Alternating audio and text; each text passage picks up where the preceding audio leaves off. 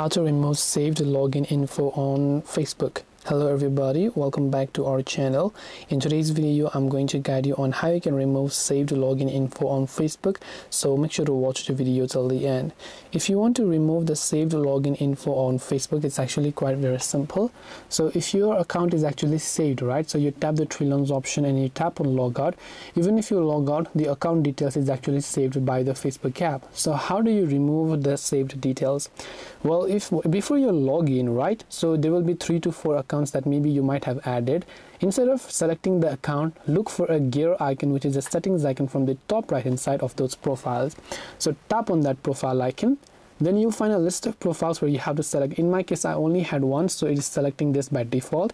If you have more, then you'll find those where you can tap on the remove profile option. Then just tap on the remove option right over here in order to remove the saved login info.